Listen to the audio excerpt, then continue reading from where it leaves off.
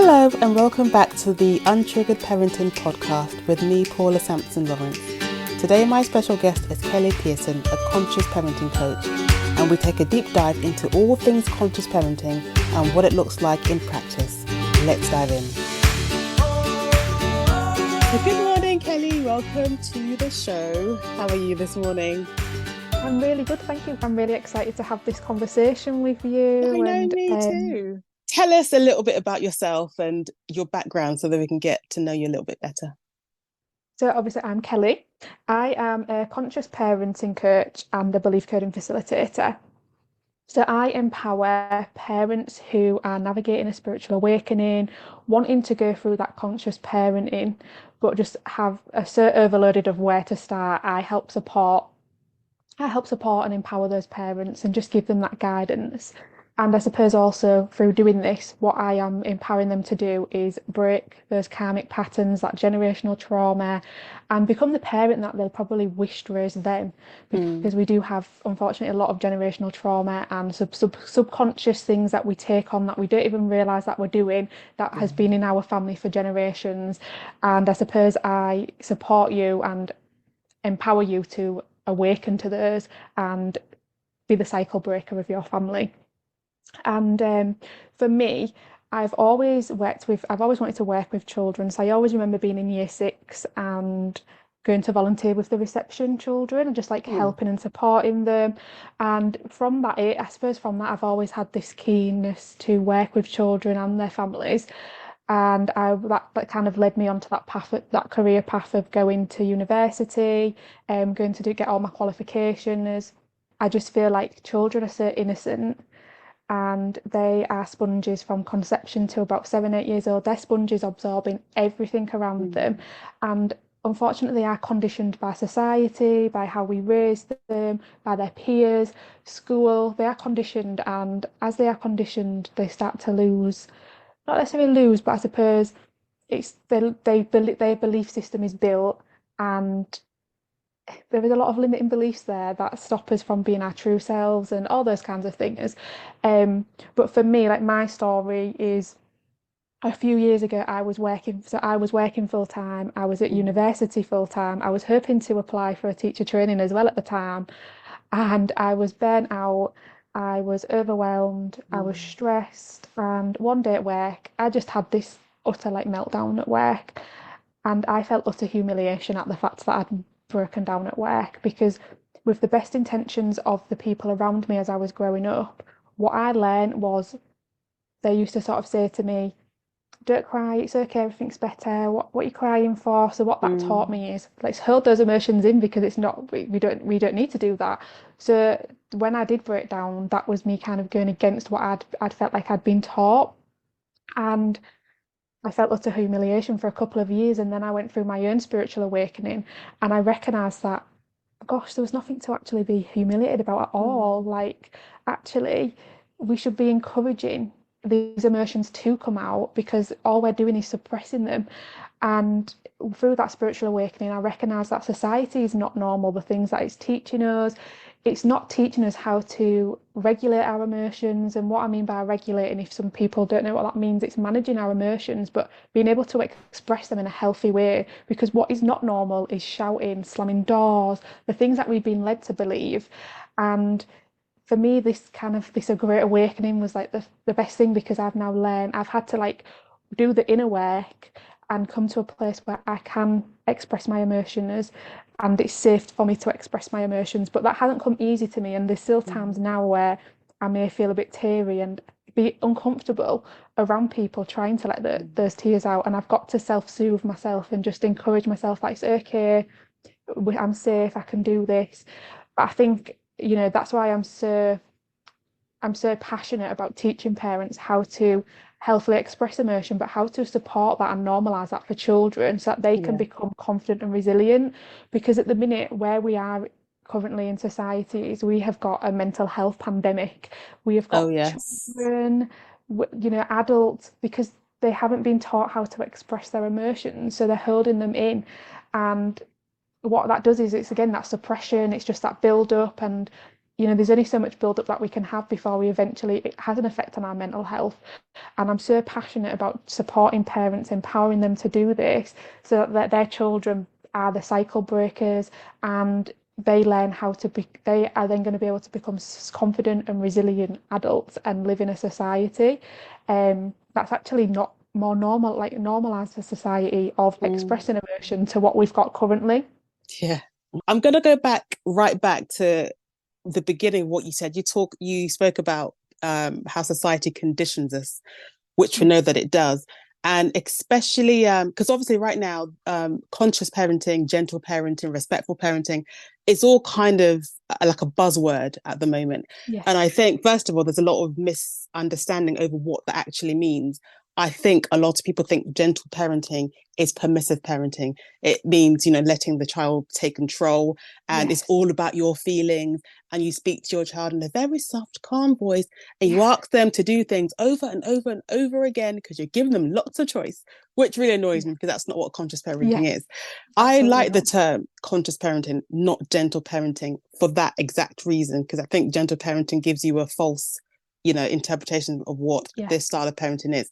I like the term conscious parenting, which is what you are. You're a conscious parent coach, because I think that the only way to come against the conditioning of society is to wake yourself up from that conditioning, which is to become conscious, to think to yourself, why do I even do the things I do? When I first had my first son, I just remember my instinct was very opposite, it seemed, to the way that I was supposed to bring up my children.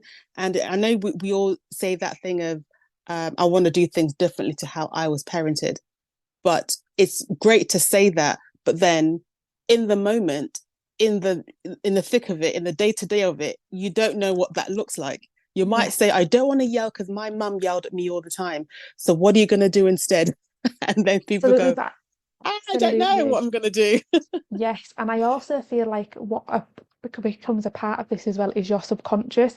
So the amazing thing is your subconscious. We think that it's because it's our subconscious, it don't really play a big role in our day-to-day lives. Actually, our subconscious is running our lives 90% of the time, and it's only like our conscious that's running 10 to 20%. So you might have the best intentions of going, I'm never going to turn out like my parent. I'm going to be the best parent.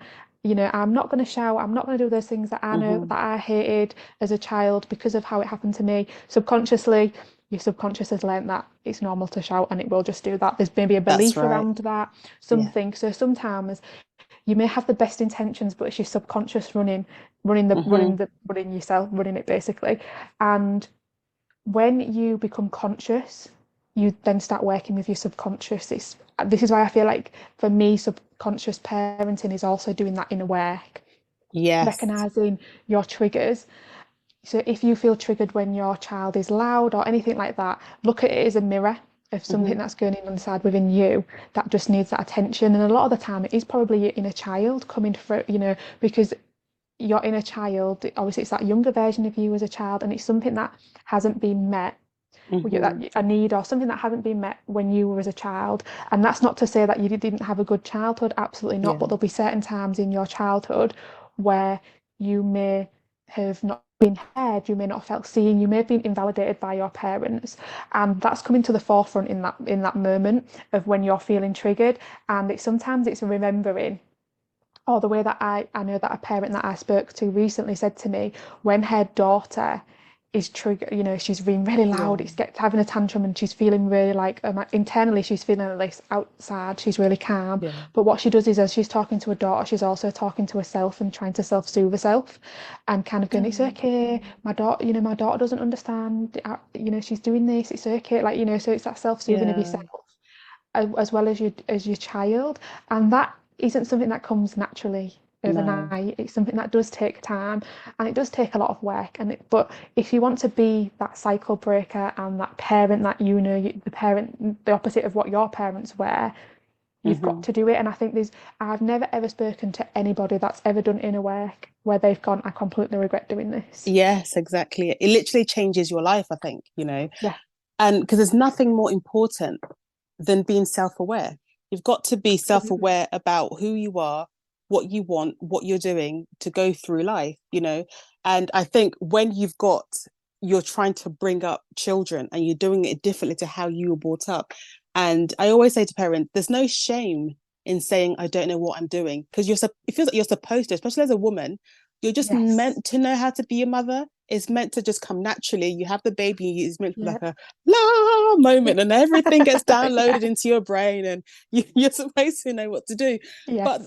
But the truth is, we only know as much as we are taught, right? Yes. So if you're taught to stuff your feelings down, don't bother your parents with your feelings, that's how you are going to parent. Absolutely. And when your child comes to you with their feelings and their emotions, it's not that you don't care, but you might have a hard time sitting with their feelings and their emotions, because you probably can't even sit with your own feelings and emotions Yes. because you were never allowed to, so of course Absolutely. it's going to feel uncomfortable, so it's that thing Absolutely. of, but you have to Totally know agree. that and push through it, Yes, and you not just do. go, oh my gosh. And I think as well, like you said, a really good point is we are not taught how to parent. So Mm-hmm. all we're doing is going off how we've been parented. So if we've been, all what we're going to come forward is, I don't want to do it how my parents did it. How the heck do I do it? Do you know Yeah. that? Because until we know better, we can't do better. So it's that learning as well, and look at, and a lot of the time, I used to work in children's centres, and we used to do antenatal and things like that. And we always used to Mm-hmm. say, there's these books that tell you like your child should be doing this, you should be doing that, or your baby. Do not go by that because your baby hasn't read that book. And Yeah. then that makes Yeah. it even harder for you Yeah. because you're like, well, actually, this booklet's telling me I should be doing all of these things. But then you're also saying that because what we also don't want you to do is my baby hasn't done this by that book. So Yeah. it's Yeah. guidance. However, we shouldn't be going. But again, when your child's shouting in the supermarket, screaming, no, I want sweets, and you're going to be feeling, it's going to bring up that stress is coming. Mm-hmm. You've got people staring at you. How do you manage that without storming out of the supermarket Yeah. as a parent? Yeah. That's because all they want to know is that I can have a shout right now because I'm feeling escalated, I'm feeling judged, I'm Mm-hmm. getting watched, or I could just storm out of the supermarket and just not even address it because that is the easier option. And it Mm-hmm. is really hard because we're not taught in school. We're not taught like, well, what do we do when our child is having a bit of a meltdown in the supermarket? And Yeah. we do have to go as we go. And I think self-awareness is a massive thing to start Mm-hmm. consciously parenting. That is the first step. Recognizing the effect that your behavior has on others, the fact that it has Mm-hmm. on yourself, and how that affects your child. And then I think what comes is reflection, and reflection's a really big thing in self-awareness as well for Yeah. me, is you reflect on everything that happened. So whether it went good, sometimes you're going to walk away from something and go, damn, I handled that so well. Other Mm-hmm. times you're going to go, oh my God, that was disastrous. Yeah. And I think it's taking that time to sit with yourself Mm. and reflect on a situation that went maybe horribly wrong, maybe really good, because when even with the good stuff, we can then Mm-hmm. go, I'll do that again next time because that worked really well. Mm-hmm. That is so true, because I was actually talking to another parent coach a few days ago, and I was saying that when I'm at home, like I've got my youngest is 3, when I'm at home and he has a big emotional meltdown, I can let him actually scream and yell to get it out, Yes. and then be there to say, okay, to help him regulate, to co-regulate and to regulate with him. When I'm outside, immediately I'm like, that's not acceptable, right? Yes. Which and again, I can't judge myself for that, because I do find it hard when people are watching, when family Yes. members are going, are you going to let him get away with that behavior, sort of thing. So Yeah. in the home, I'm able to do that. When I'm outside, not so much. So there is no shame in going, okay, I'm not going to be able to handle him doing that here. I'm going to gather him up and we're going to go to the car, because also it's thinking about other people's comfort levels, because the truth is, Yes. society has no tolerance for noise, for Yes.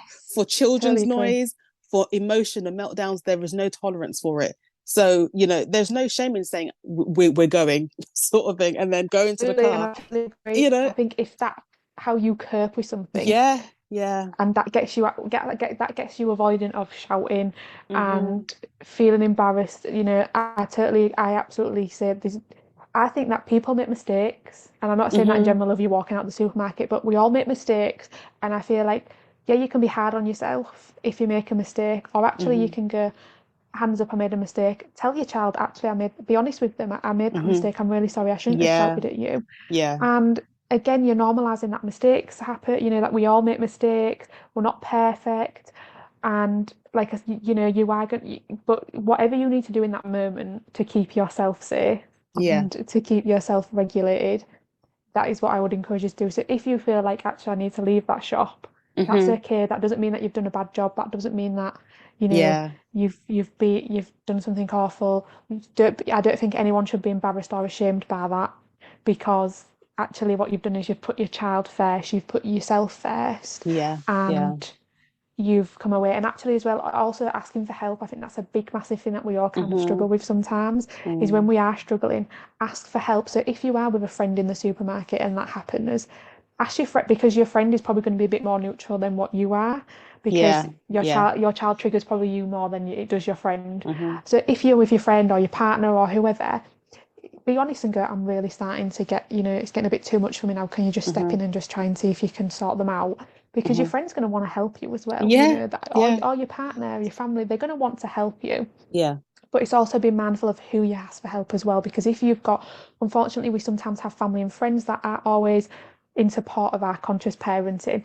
Um, Mm. so we've got to be really mindful of who we do ask for help from, because I think sometimes it could make us feel worse. So it's been really Hmm. mindful of who are your tribe, who support you, who's not. Because Yeah. sometimes grandparents, they do go, oh, why are you doing that? And it can be a bit, it can come across as being criticizing, and it makes you feel Hmm. bad. So to kind of avoid that, sometimes I think we need to recognize who can we go to that can support us, that will support us in the right way Yeah. that we need at that time. Yeah. And then on the completely flip side is there are some days where you feel like I cracked this today. I was calm, I was regulated. And by the way, regulated doesn't necessarily mean calm, does it? It Yeah, means that yeah, you just have enough tolerance for the situation at hand. So yes, it doesn't mean that you're not angry or that you're not upset. It just means you're not going to yell. It means I'm very upset right now, but I'm in control of my emotions. yes, Doesn't mean you're yes, not feeling the emotions. So there are some days where you feel like you take that time, you get down on their level and you say, I know you're tired or whatever it is, but we need to pay the lady at the checkout and then we're gonna go home. And you have a capacity to do that. You don't resort to yes, yelling or storming off or giving them the look, or you don't resort yes, to things, because that's why I think self-care is so important, because you're well rested, your mind is not, filled with yes, 10,000 things. You've had enough food, you've had enough rest, and you feel okay today. And if you're able to parent in the way you want to parent because you're taking care of your basic needs, absolutely, and but yes. the problem is a lot of mums don't have that.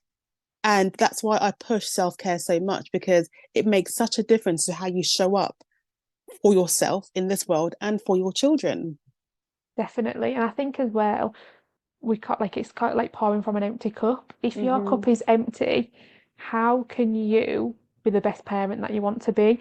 And that's why I feel, again, I absolutely on the same wavelength as you, Paula. Self-care is not selfish. You should be Mm-hmm. prioritizing yourself. You should be implementing boundaries. You should be doing all of those things to look after you, because as you Mm-hmm. look after yourself, you're then going to be the parent you want to be for Yeah. your child. Yeah. And there's nothing selfish about that at all, because if you're pouring from an empty cup, you're going to maybe tired, you're maybe more stressed, you're going to be easily irritable. Yeah. And then that's going to have that effect on your child, because if your child is, because your children, unfortunately, they do push our buttons sometimes, Mm-hmm. because they know us best, and also where their safety, they feel the most secure with us. So if they're having a bad day, or they've been at school all day, they come Mm. home, you are like that emotional outlet for some children. For some children, you're Yeah. their emotional outlet. They know that whatever they do, you're always going to be there for them. Mm-hmm. So it's a positive, but it can also be really, it's a spin on a negative to being a positive, because your child knows that you are their safety, Yeah. you are there for them. So they are going to lash, you're going to be the easy target for them to lash out, because I know a lot of parents sometimes go, it's always me, they're always doing this Yes. to me. Yeah. And that's Yeah. not necessarily a negative, that can be a positive, because they know that you're there for them all the time. So they know that, whereas in school, they may not be close to that teacher, they may not feel Mm-hmm. confident enough to voice that need that they Yeah. have. So yeah, sometimes it's hard, because as much as it's really, really challenging Mm-hmm. when you're getting it all the time, it's also knowing that you know, your child feels safest with you, and that's why they're Yeah. doing that. So take it as a positive, even when it really Yeah. don't feel like that. But if you are Yeah. feeling low Hmm. or tired or stressed, you've not looked after yourself, you've not done something for you in over a period of time, you're going to feel easily triggered, and you're going to go more towards being reactive than Yes. not, than just, supporting and being regulated, like you Yeah. said. And that's the thing. And then it becomes this spiral, doesn't it? Because you're not rested, you're easily triggered. Now they've triggered you. Now you've reacted in a way that you didn't want to react. And now you feel guilty and upset and Yes. hard on yourself because, Yeah. so it becomes this cycle. And I always say the most life-changing thing that I learned is just repairing with your child, which is going back and saying, that was a tough day today and I shouldn't have reacted how I reacted. And I'm sorry, and Yes. just like you said earlier, normalizing mistakes, normalizing that we're all human, and trying to maintain that connection by saying, like, going to your child and saying, well, I say that all the time. I messed that up today, didn't I? Yeah. Today didn't go quite as planned, and acknowledging Absolutely. it so that it's not just that we don't just paper over things that went wrong. We Yes. acknowledge it and we say we're sorry. Yes. And the thing is, what we do is when children are little, if Hmm. they do something wrong, what we're doing straight away is say sorry. Children don't understand Yeah, what sorry means. yeah, And actually, if you're straight away saying say sorry, they say sorry, end of. They don't really learn from that. Whereas if you kind no, of, but by you also doing that, they're then going to understand that, oh, I've made a mistake. This is what sorry means. And what also happens is when you say that you've made a mistake, that encourages your child to come to you when they've made mistakes, not necessarily with mm, you, but like in school or at home, something that doesn't maybe involve you. You're going to open up that outlet of them coming in to be able to confide in you by saying, Mum, I made a mistake. When you normalize all of your emotions, so when you're feeling yeah, angry, when you've had a bad day, when you normalize that to your child by telling them yeah, and verbalizing those things, that encourages your child to come to you and tell you when they've had a bad day, when they've made a mistake. But also, on the flip side of that, it also encourages them to come to you when you've had a good day, when they've done something yeah, that might be, all of that. So actually, what you're getting is you're going to get a deeper connection with your child. You're hmm, going to know that your child is going to come to you. You're going to be the first person your child comes to when they've got anything what's worrying them, because they know they can confide in you. And I think the most important thing that we can do throughout that time is no judgment. So giving hmm, no judgment, being open, yeah, you can be honest with them. I'm not saying, don't give any judgment at all, like of no opinion, but yeah, be really like open about like what does my child need in that moment, because sometimes we do go into judgment of, well, why are you doing that? yes, And totally, actually that's not what your child needs, because then what happens is your child's gonna be like, oh, I'm not going to tell you again. Whereas if you go, I hear you, I know what you're saying, this is what, can I just give you my opinion? And hmm, then actually let them know that it's your opinion. They don't have to take it on board if they don't want to. That's their choice. hmm, Because sometimes, we see it all again when our child maybe develops a friendship with the child that's classed as the naughty child or the bad yeah, yeah, influence. We try to go, oh, why are you friends with them? Why, mm, what we're doing is we're pushing them closer to that friend. And hmm, especially for teenagers, I see it time and time again. We know we can see where they're heading with this friendship. yep, We want to try and stop it, hmm, but the way that we try and stop it is we try to prevent them from seeing it. We openly share about our opinions or anything like that. And what that does is that just pushes that child further and further to that friendship, to that route that it's going. So it's yeah, kind of trying to be open. And I understand, because you're worried about your child. That's only yeah, natural to worry about your child. You want the best, hmm, but it's really trying to be non-judgmental, trying to be open, share your opinion, but in a way that's not coming across as judgment, or and it's yeah, more of a, this is an observation I've seen. And actually, as well, it's maybe asking them open questions. So, say that child has influenced your child to do something, hmm, it's kind of giving them a question where they can reflect and recognize that actually I wouldn't have done that if it wasn't for my friend, and then I wouldn't have got detention if I didn't listen.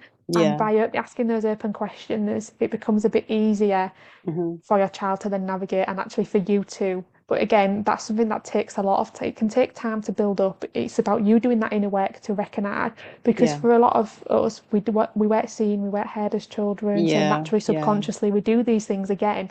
So it's maybe asking yourself, what was I what did I not receive as a child, or a time when you felt judgment from your Hmm. parents? What happened? Why was I made to feel like this way? Because then that's Hmm. going to give you insight into, okay, this is what happened, and then go into then thinking, well, actually, now I know how I don't do that, how I do something differently. Yes. And it's really truly amazing. I know that recently I did a bit of inner work on myself, and the realization that I had, it was just like this like light bulb moment going, oh my goodness, that's what I took when my parents said that. Oh, I'm not even my parent, I Hmm. don't think it was somebody. But what happened was I I was as a child, I had low confidence, low self-esteem. I hated attention on myself. Like Hmm. as soon as and when what I associated with attention was when I did get attention, it was the bad kind where I felt humiliated, I was laughed at. Yeah. So Okay. what my subconscious built up on was when you get attention, it's the bad kind, it's the one that so you Mm. don't want any attention at all. So that's what my subconscious had learnt as a child. And when I went into this work with I had a coach that was supporting me, because sometimes it's okay to do it on our own, but sometimes we need that accountability and that Yeah. little bit of guidance. And that's Definitely. and as I was doing this, what popped up was as a child, I think I was about 3 years old, to be honest. I was at nursery and I wanted to go play with children, but I didn't feel like I could. I didn't feel like I could be myself. Mm. And when you think of that of 3 years old, that's how I felt. It's just like, wow, like what are our children at that age feeling? They feel Already, yeah. everything, yeah. And what I'd picked up on was that when I'd been myself, and I suppose maybe it was that I can't quite remember if it was being overexcited or anything like that, somebody had Hmm. told me, stop being silly. What are you doing? Hmm. Yeah. So Yeah. what I'd learnt from that is, no, I can't be myself because then I'm being silly. And then another thing that kind of fitted that piece of my puzzle of my story of it's not okay, the struggling to express my Yeah. emotions is when I cried, I was told I was being silly and to stop. Hmm. And that was another piece of my jigsaw puzzle of being like, oh, that's why maybe I struggled to cry because it's silly. And that Hmm. again, that was that belief of like, oh, well, that's why I need to hold the emotions in my subconscious had thingy in. So when you do this work, these realizations that you have, and these Hmm. like, I call them like little breakthroughs because it makes you like go, wow. Like, and straight away from that, I was like, language is so important. How we're talking to our children is so important because Hmm. the word silly is thrown around so much, but I took that personally, and look what happened to Yeah. me from that.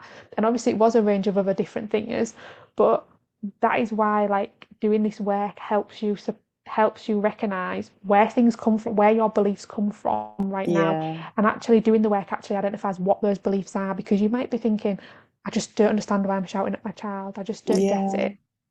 Do And you know that's what probably you've just, sorry, because it's okay, don't worry. you just given me a light bulb moment as you're talking, and the inner child is going, ah, like alarm bells. When I was very young, my mum used to always say to me, stop running around. Like she had a real problem with me playing, just running around. I think it Yeah. just bothered her, which I understand. She had 7 kids. So I think noise was, she just Oh. overstimulated, overwhelmed. I totally get Yes. it now. But she was constantly telling me that I played too much as a child, which literally a child should play too much. So I remember with my kids, I used to have a real issue with them running around the house, like sit down. But then Mm. I thought, you know what? They're kids, they're supposed to play, right? And as long as you're not knocking something over or, Yeah. isn't it better than that they're playing than sat down staring at a screen? I would say to myself, Yes. which do you prefer? Yes, sat down staring at a screen gives you that peace and quiet, but that's against their nature. They want to run around. Yes. So I can yell at them all I want, or should I not get them out in the garden, take them out for a walk, And Yes. I think that sometimes we don't want to do the thing that they need if we're honest with ourselves. And this is about being real and Yes. honest and self-aware. You don't want to do that. Maybe you're tired or whatever. So you don't want to take them out. You don't want to, but you still want them to sit down and be quiet. You cannot have it both ways, You unfortunately. can't. But also on the flip side of what you've just said, by Hmm. going for a walk, that could potentially be part of your self-care of going and Yes. Yeah. grounding yourself. But Hmm. like I know for me, when I'm feeling like, oh my gosh, I'm feeling a bit overwhelmed, like I've got so much going on in my mind and all of this, I just need to go. I get the dog and I go take him out for a walk. I mean, he loves it because sometimes he likes about 2 walks a day. Sometimes I forget. So But he's happy. yeah, he's happy. But yeah, just getting that fresh air. Like yesterday, it was blowing a gale, but I went out Hmm. and I actually really enjoyed that wind, and it just made. And again, it's like that recentering yourself, but also Yeah. It is hard, especially because I'm going with a dog, which you think, oh, it's lovely. My dog reacts to other dogs, so sometimes it's not always. Sometimes that highly It's triggers not me because calming. Yeah. yeah, it's not calming. So I understand that when you've got kids, it's not always calming, but it's Hmm. about going into even like an open field and just letting them rip, run around, Yes. break that energy and, do that because then, and you just take, while they're running around, they're safe, just taking in a couple of deep breaths Hmm. and just imagining yourself. Like I love the one of grounding with like imagining that you've got roots at your feet and just those roots grow to Earth's core, and then what that's bringing you is from Earth's core, that's bringing that light up into you, and that's centering you Yeah. and just keeping you grounded and safe. And that I do that for a couple of breaths, and I absolutely love doing that because it just makes me feel a bit like more centered and more like, yes, I've got this. Yeah. And just doing something simple like that, and actually you can bring your children to that because how fun is it to imagine that you've got roots into growing out of Hmm. your feet and it's going to the air, so you can absolutely bring your children into all these fun things and like meditating and things. You can bring your children into any type of meditation. It doesn't have to be let's lay down and sit down and close our eyes and Hmm. because sometimes I struggle with those as well. What I like, there's a lot where you can go out and you can go, right, what's 5 things that you can see, 4 things that you can hear, 3 things that you Hmm. can smell, 2 things that you can see, and then 1 thing that you can touch. So even you can even do those things with your children Yeah. and bring them as part of that meditate, that recentering yourself, grounding. It's a really Yeah. like fun way, and like even like imagining your happy place. So I've in the past, when I used to work in a children's centre, I used to make up these little bags for like self-regulating for children, but actually there was one where there was a shell in it, and what that you did is you'd hold the shell, and this is an adult can do this as well, holding a Mm. shell, just imagining your happy place, like what does that feel like? Where is that? I mean, mine is on a beach anyway with probably a Yeah. cocktail. I'm not Love gonna water. lie. Toward the sea, yeah. So like whatever your happy place is, so if your happy Yeah. place is somewhere like in the forest or something, going to get something that could maybe represent the forest so that you can touch it as you're imagining it and Hmm. bringing it to life a bit more. And actually it brings it to your children's. I know that even again when I went in the nursery, I love not if I just needed like a couple of minutes of just like they're all running around screaming, I think we'd all lay down on the floor and I would tell them a story of we're going to the seaside and like I would make up all these noises if we're going in the car, we're going to turn the car on and make the noise of a car, we're going to go to the beach and oh, can you hear the seagulls, can you go to Yeah. the sea, what, oh, can you, let's run away from the sea, and just make it really fun and let's get Yeah. an ice cream, like what flavor have we got? And again it's just that calm down period because when Yeah. you're feeling like really stressed, because again, something that we've probably been taught from society and from generations is children should be seen, not heard. So Yes. when things are going off like around us, like in supermarkets and all Hmm. things like that, it's backing up that belief, like it's making us feel overwhelmed and like that struggle. So it's okay as well to take yourself off, just say, oh gosh, I'm getting a bit stressed, or like however you want to word it to your child, and coming away from that situation and just going to get a drink or just doing something that recenters Hmm. yourself or a bit of fresh air in the garden, then coming back to a situation. And I think again that's normalizing it for your child.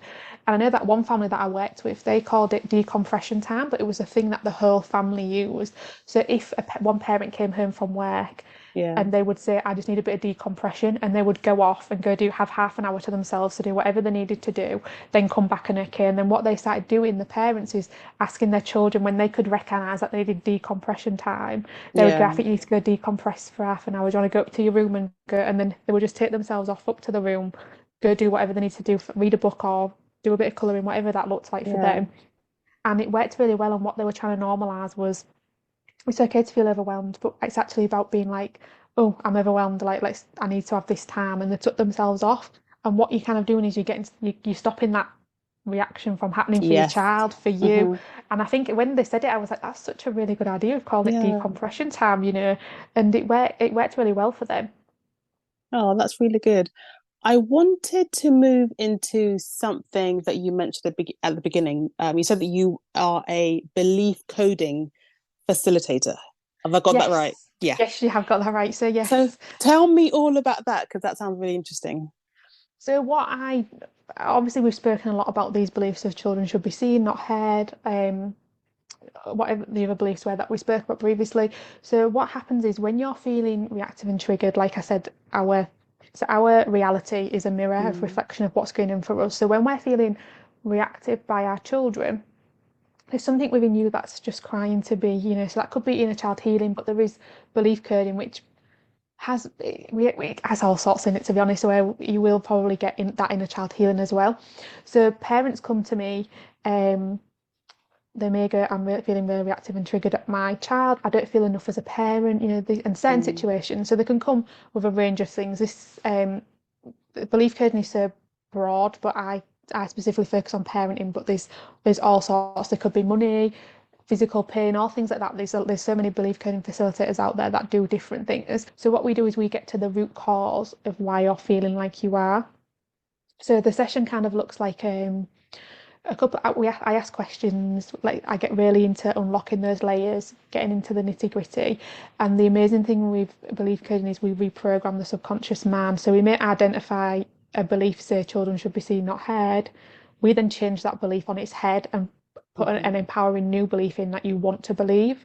So it could be it's safe for children to be loud, just something that you want to believe in. Again, that's just a really easy thing off the top of my head. We make it really powering so that the subconscious just completely believes it. So what we do is we reprogram the mind, and it may be that memories come up, sensations, feelings. We work with those feelings, we empower them, and as we're doing that, we're reprogramming. So trapped emotions are released because of however long you've suppressed them. So you could have, a lot of people, from childhood, have suppressed emotions. So you're talking like 20, 10, 20, 30, even 30 years of suppressing that emotion. So, and we're releasing that. So it's a beautiful session. I absolutely love facilitating, and I also do for self-facilitations. It's really beautiful, the realizations that you have from this of being like, wow, that's where this came from. And the really amazing thing about your subconscious is when you are told something, your subconscious mind looks for the evidence to back that up. So for instance, the easiest way I can say that is if you're told you're naughty, as a child, you're told you're naughty, your brain then, and you may go to school and you may be told, why are you doing that? That's not what we're doing. That's back then again, subconscious, oh yeah, you're naughty, see that. So then what happens is that child lacks self-esteem, labels himself as naughty, and just thinks, well, what's the point, because I'm naughty anyway, so they might as well do the behaviour that they're getting told that that is naughty. And I've worked with children where they've, this could be the case, and it's really challenging. And it's also about the parents, because as people we naturally focus on negative things. So as soon as we could be having a really good day, something negative happens, and then we focus on the negative. And when we do that, it's again that backing it up. So for children, sometimes we forget to focus on the positive. So you could have had a really beautiful day, but then your child had a massive tantrum, and that's it, it's ruined your day. And that's it, But your child could have said, I love you 5 times and given you a hug. So it's those little things. But I feel like I've totally gone off a tangent from belief coding. No, it's fine, carry on. But I'm just kind of sort of talking about, I suppose, the subconscious, like this is the amazing thing about it. So as children, that child will then maybe grow up think just in this head that it's always been naughty, it's always bad behaviour. Then they may come and have a session, and it might be that they're feeling reactive with their child, but then that session actually identifies that, well, I was told naughty is this, so this is why, or I was shouted at sometimes it's not even necessarily sometimes we go in thinking like, oh, it's going to be like because I shouted at my child, like I was shouted at as a child, and it's not actually the case. It's something entirely like different, and that's what I found is so mind-blowing. But the testimonials and things that I've had, like belief coding is just an absolutely amazing modality to use. I can give you strategies and strategies and strategies if you really want, and absolutely the work, but sometimes it's about doing that inner work as well, so that you can then not only implement the strategies but also feel a little bit calmer and regulated whilst you're doing the strategies that are suggested, because it's easy to just blame your child for everything, for their behaviour, but there's probably something going on inside of you. And I think the really amazing thing with having a coaching is that you've got that accountability. That's right. And that's for you as well, like when you're working with your parents, it's that accountability of being like, I've done it, I've done what I've said I was going to do, whereas it's easy for us to go, oh, I'm going to do that, and then you put it off and off and off, but things don't get better, they just kind of get worse. It's really hard as well, because as parents, we're busy, we've got all of these things going on. Yeah, absolutely. So by having like a coach and things, you're giving yourself that time to then be able to go, I'm going to implement these, I'm going to have that accountability and that time to do the inner work that you may need and those realizations that you might need to have. It's so true. I always say, I said to a lady, a mum the other day, I said, I'm not super nanny. I'm not going to give you, you got to do this, and then you do this, and then your child will do this. Yes, Yes, like you said, we give tips and we give strategies, right? But a big part of my coaching is parent centric. It's about you because yes, you're only in control of yourself, right? And I think we have absolutely. this incorrect, what's the word, notion that we control our children. Well, we're not really supposed to control them. We're meant to Mm, have that connection with them and influence their behavior. That's what we do. absolutely. We bring them up, we raise them, but we can't control them because they're human beings. Yes, And I one totally thing I agree. think, yeah, one thing every single human being agrees on in this world, I'm sure 100% of people hate being controlled. And it Yes, makes you straight away want to rebel, doesn't it? So absolutely. it's a normal human thing. We don't want to be controlled, and our children are little humans. They're just like us. They don't want to be Yes, controlled. And yes, you can control them with coercion and with fear, and those things might work in the short term. I'm not saying they don't work. Of course, yelling at a child yes, will work, but I always say, how much harm do I want to do to my child? Obviously, no parent's going absolutely. to say, I want to harm my child. But we Yes. do inadvertently harm them by some of the methods we use. And that was my why, really, for working with families and children. And I'd love to hear what's your why behind what you do. I think for me, it's been like my story that I've had, my experience. I, I feel like I've just had this pull to always work with children and families. Like I said, from a young age, I think I always felt like children are innocent. Mm, They are so beautiful, and they just need a guiding hand on how to yeah, hand. We need to be supporting our children to have the best life that they can, because yeah. they are so innocent. And I feel like that for me is the reason why I got into this. Mm, I recognised that there was there was a put like I really wanted to support parents to recognise the why, because I came from the generation of smacking. I came from the generation yeah. of boys don't cry, and it's bloody awful, if I'm honest. Like, Mm. then that's the nicest term that I can kind of put Yeah, for it. on It's air. not, yes, like, when I think, to a time when maybe even just the threat of being smacked as a child, Mm, it's that your heart starts beating, you feel embarrassed, and you feel scared, mm, and I think anyone that can kind of say now, smacking did me no harm, is absolutely, they need to go back to the childhood and remember the time when they was threatened to be smacked and think about how mhm, they felt, because in that moment I can tell you that it will have done you harm, in the sense of you maybe feel embarrassed if you did get smacked, you might have been mhm. feeling fearful, all of those types of things. And for me, I feel like that's the reason why I went into this, because Yeah. I wanted to make a difference in how I know that how I would, and I'm not saying that I was raised, I was raised with the best intentions, like every single parent out there.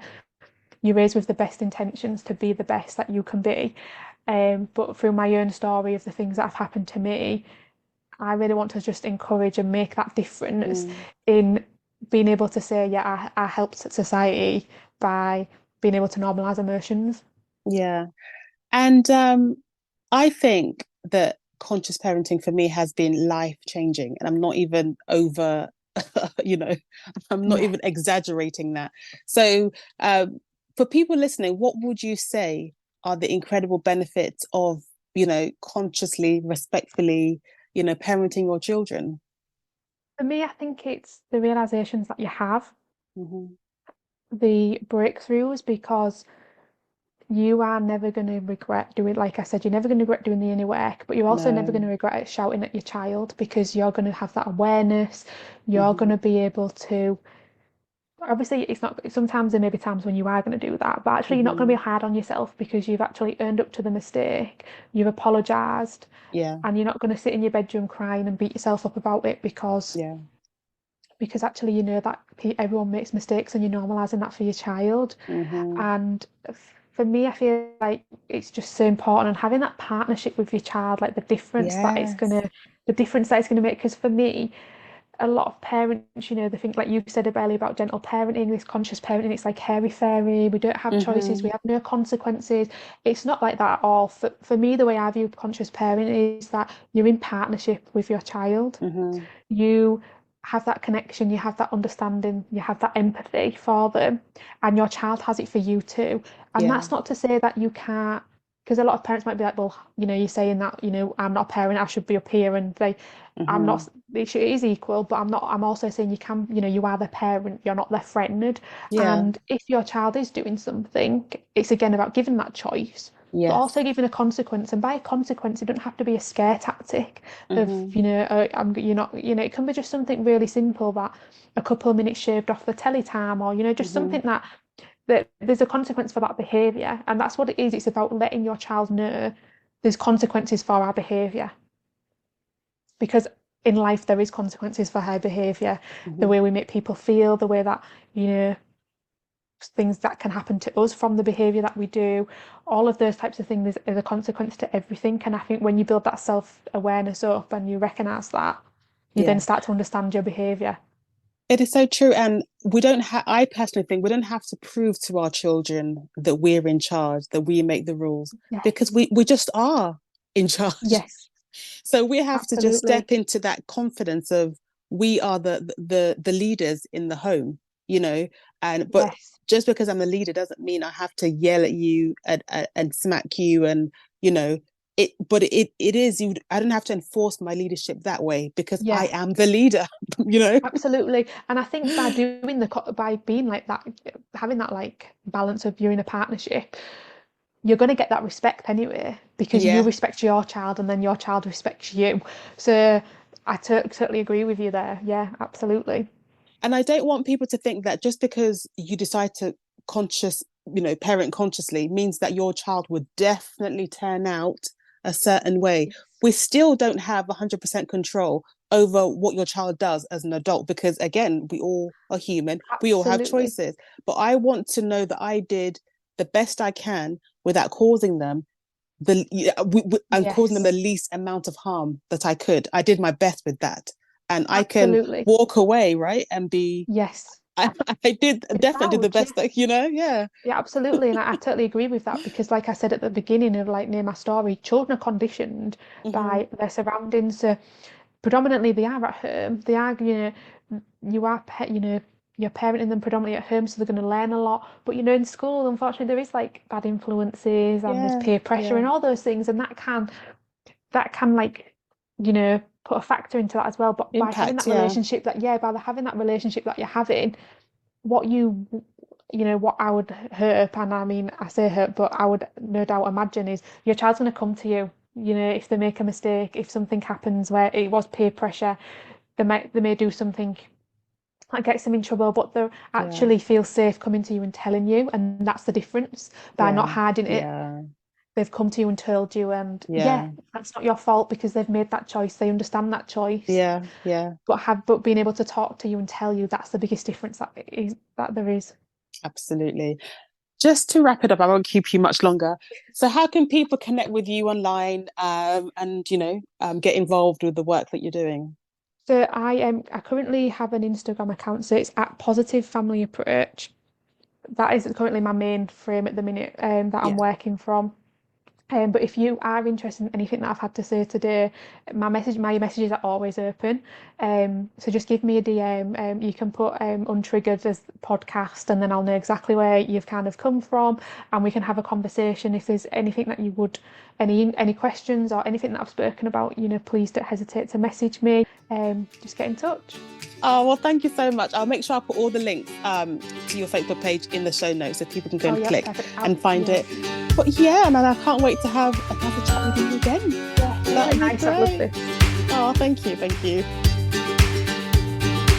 Thank you so much for listening today. And as always, if no one has told you today, you're doing a great job, and I'm proud of you. And I'll see you next time.